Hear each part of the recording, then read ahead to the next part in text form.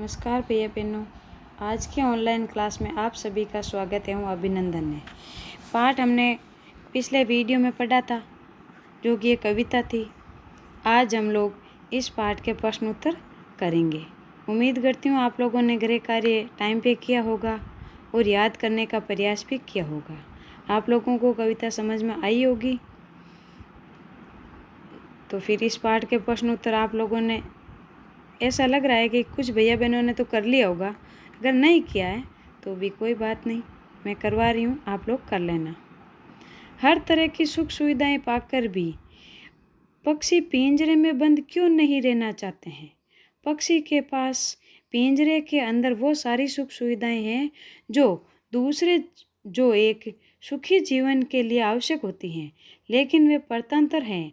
हर तरह की सुख सुविधाएं पाकर भी पक्षी पिंजरे में बंद नहीं रहना चाहते हैं, क्योंकि उन्हें बंधन नहीं अपितु क्या चाहिए? स्वतंत्रता पसंद है। वे खुले आकाश में ऊंची उड़ान भरना, नदी झरनों का बहता जल पीना, कड़वी निबोरी खाना ही पसंद करते हैं।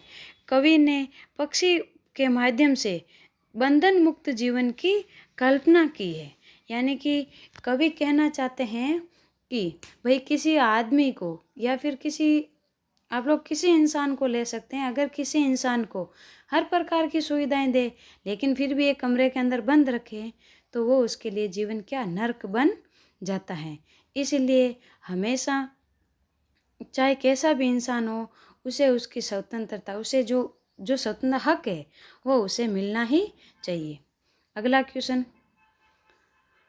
पक्षी उन्मुक्त रहकर अपनी कौन कौन सी इच्छाएं पूरी करना चाहते हैं? पक्षी उन्मुक्त होकर नीम के पेड़ से कड़वी निबोरियां खाना, खुले और विस्तृत आकाश में उड़ना, नदियों झरनों का बहता हुआ शीतल जल पीना, पेड़ की सबसे ऊंची टहनी पर झूलना और क्षितिज से मिलन करने की होड़ करते हुए अन्य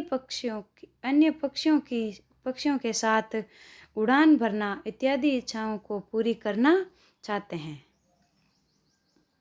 अर्थात एक बार फिर से देखें इसको, पक्षी उन्मुक्त रहकर अपनी कौन कौन सी इच्छाएं पूरी करना चाहते हैं। भाई सरल भाषा में समझाऊं तो पक्षी खुले में रह करके, पक्षी आज़ाद होकर के नीम की निबोरियां खाना, आकाश में उड़ना, नदियों और झरनों का बहता जल, जो शीतल जल यानी कि ठंडा जल होता है, वो पीना, ऊंची ऊंची टहनियों, पेड़ की टहनियों पर घूमना, इधर कूदना उधर कूदना, उछल कूद करना, और जब बारिश का मौसम हो तब वो धरती के ऊपर इधर उधर दौड़ते रहना। इन पक्षियों की जो होड़ लगी रहती है, वो अपनी इच्छाएं भी पूरी करना चाहते हैं। भाव स्पष्ट कीजिए। अगला क्वेश्चन है, भाव स्पष्ट कीजिए। या तो क्षितिज मिलन बन जाता है या तनिक सांसों की डोरी। प्रस्तुत पंक्तियों का भाव यह है कि पक्षी क्षितिज के अंत तक प्रस्तुत पंक्ति का भाव यह है कि पक्षी क्षितिज। तीसरा क्वेश्चन है, भाव स्पष्ट कीजिए। या तो क्षितिज मिलन बन जाता है या तनिक सांसों की डोरी। प्रस्तुत पंक्तियों का भाव यह है कि पक्षी क्षितिज के अंत तक जाने की चाह रखते हैं, जो कि मुमकिन नहीं है, परंतु फिर भी क्षितिज को पाने के लिए किसी भी स्थिति का सामना करने के लिए तैयार हैं, यहाँ तक कि वे इसके लिए अपने प्राणों को भी न्यौछावर कर सकते हैं। अर्थात स्वतंत्रता की कीमत उनके प्राणों से बढ़कर है। कहने का भाव ये है कि कवि पक्षियों के माध्यम से हमें समझाना चाहते हैं कि हमें अपनी स्वतंत्रता, हमें अपने देश के लिए अपने प्राणों की भी आहुति दे देनी चाहिए, अगर बात स्वतंत्रता की हो तो। अगला क्वेश्चन, बहुत से लोग पक्षी पालते हैं, पक्षियों का पालना उचित है अथवा नहीं है? अपने अपने विचार लिखने हैं। अब मैंने तो यहाँ पे मेरे विचार लिखे हैं, अगर आप लोग चाहो तो इसमें कुछ बदलाव भी कर सकते हैं। आप लोगों को जैसी कविता समझ में आए उसी आधार पर इसका उत्तर देना है। अब मेरे अनुसार पक्षियों को पालना बिल्कुल भी उचित नहीं है, क्योंकि ईश्वर ने उन्हें उड़ने के लिए पंख दिए हैं। ईश्वर ने उन्हें उड़ने के लिए पंख दिए हैं, न कि पिंजरे में बंद करने के लिए। इसीलिए उन्हें बंधन में रखना सर्वथा अनुचित है, यानी कि उचित नहीं है। उन्हें किसी बंधन में रखना क्या नहीं है, उचित नहीं है। अपनी इच्छा से ऊंची दूरी तक उड़ान भरना, पेड़ों पर घोंसला बनाकर रहना, नदी झरनों का जल पीना, फूल फल खाना ही उनकी स्वाभाविक प्रवृत्ति है। आप किसी को भी कितनी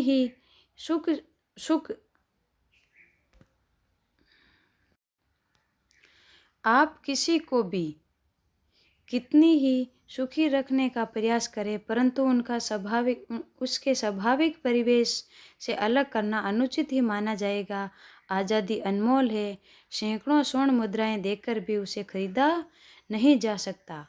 कहने का भाव यह है कि कवि यहाँ पर कहना चाहते हैं कि आप पक्षियों को पिंजरे में बंद रखो तो उनकी आज़ादी क्या छीन जाती है। उन्हें उनकी आज़ादी, उनका जो हक है वो उन्हें नहीं मिल पाता है। इसीलिए आप अगर किसी व्यक्ति को खुश रखने का प्रयास करते हो, लेकिन उसके स्वभाव में जो परिवेश है, उसकी जो आदत है, आप उसमें भी बदलाव लाना चाहते हैं, तो फिर ये चीज़ मुमकिन नहीं है। जो हमारे देश में हमें जो आज़ादी मिली है, उन आज़ादी की कीमत आज तक कोई नहीं चुका पाया है। अगला क्वेश्चन क्या है? क्या आपने या आपके जानकारी में क्या आपने या आपकी जानकारी में किसी ने कभी कोई पक्षी पाला है? उसकी देख रेख किस प्रकार की जाती होगी, आपको लिखना है। आप लोगों को भी ये जो मैंने लिखा है वो हूबहू नहीं लिखना है। आप लोगों को जो आपने अगर मान लो कभी किसी के घर पे कोई पक्षी पाला है, तो उस पक्षी को देख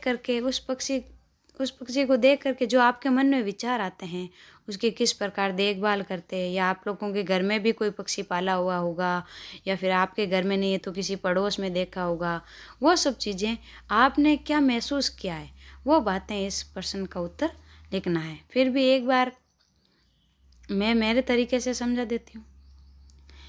एक बार एक घायल कबूतर हमारे घर आ गया, जिसकी हमने देखभाल की, और उसे ठीक होने के बाद वह हमारे साथ ही रहने लगा। सब घर वालों के लिए वह कौतूहल का विषय बन गया था। हम सब घर वाले एक नन्हे बच्चे की तरह उसकी देखभाल करते थे। उसे रोज़ नहलाया करते थे, उसके खाने पीने का बराबर ख्याल रखा जाता था। लेकिन हमने उसे पिंजरे में बंद नहीं रखा, बल्कि वे अपनी इच्छा अनुसार पूरे घर में उड़ता फिरता था। इस प्रकार हमने पक्षी का पूरा ख्याल रखते थे। यानी कि हमें भी तो पक्षियों का इसी प्रकार ख्याल रखना है, उन्हें पिंजरे में बंद नहीं करना है। अगर पिंजरे में बंद करोगे तो उनकी आज़ादी छिन जाएगी। अगला क्वेश्चन, पक्षियों को पिंजरे में बंद करने से केवल उनकी आज़ादी का हनन ही नहीं होता, अपितु पर्यावरण भी प्रभावित होता है। अब भाई, आप पक्षियों को पिंजरे में बंद कर रहे हो तो उसे उनकी आज़ादी तो छीन ही जाती है, परंतु इसके साथ ही साथ पर्यावरण पर भी प्रभाव पड़ता है। कैसे? आप लोगों ने कविता पढ़ी होगी, समझ में भी आई होगी, तो आप लोग इसका उत्तर दे सकते हैं। कोशिश आप अपने हिसाब से करना और फिर बाद में ये उत्तर दे करके लिखना। अगर नहीं समझ में आए तो उत्तर दे करके लिख भी सकते हैं। पक्षियों को पिंजरे में बंद करने से सबसे बड़ी समस्या पर्यावरण के आहार श्रृंखला असंतुलित हो जाएगी। जैसे घास के छोटे कीट खाते हैं तो उन कीटों को यदि पक्षी न रहे तो इन कीटों की संख्या में वृद्धि हो जाएगी, जो हमारी फसलों के लिए उचित नहीं होगा। इस कारण पर्यावरण असंतुलन हो जाएगा। पक्षी जब फलों का सेवन करते हैं, तब बीजों को यहाँ वहाँ गिरा देते हैं, जिसके फलस्वरूप नए नए पौधे पनपते हैं। कुछ पक्षी हमारी फैलाई गंदगी को खाते हैं, जिससे पर्यावरण साफ रहता है। यदि ये पक्षी नहीं रहेंगे तो पर्यावरण दूषित हो जाएगा और मानव कई बीमारियों से ग्रसित हो जाएगा। अतः जिस प्रकार पर्यावरण जरूरी है, उसी प्रकार पक्षी भी जरूरी है। दोनों एक दूसरे के पूरक हैं, एक के बिना दूसरे की कल्पना नहीं की जा सकती है। यानी कि पक्षी हमारे लिए, कहने का भाव यह है कि पक्षी हमारे लिए हर प्रकार से हमारी मदद करते हैं, हर प्रकार से हमारे पर्यावरण को संतुलित बनाए रखते हैं। अब भाषा की बात के 2-3 क्वेश्चन है। स्वर्ण श्रृंखला और लाल किरण सी में रेखांकित शब्द गुणवाचक विशेषण है। कविता में ढूंढकर इस प्रकार के 3 और उदाहरण लिखिए। तो पुलकित पंख, कुटुक निबोरी, कनक कटोरी। अगला द्वंद्व समास। अब द्वंद्व समास ऐसा समास जिन शब्दों के मध्य और का लोप हो जाता है उसे द्वंद्व समास कहते हैं। द्वंद्व समास में और का लोप होता है, जैसे भूख प्यास, भूखे प्यासे, भूखे और प्यासे, अमीर गरीब, अमीर और गरीब, सुख दुख, सुख और दुख, दिन रात, दिन और रात, तन मन, तन और मन, खट्टा मीठा, खट्टा और मीठा, अपना पराया, अपना और पराया, पाप पुण्य, पाप और पुण्य, सही गलत, सही और गलत, धूप छाँव, धूप और छाँव, सुबह शाम, सुबह और शाम। उम्मीद करती हूँ आप लोगों को समझ में आया होगा। एक बार नहीं 2 बार वीडियो को देखें। धन्यवाद।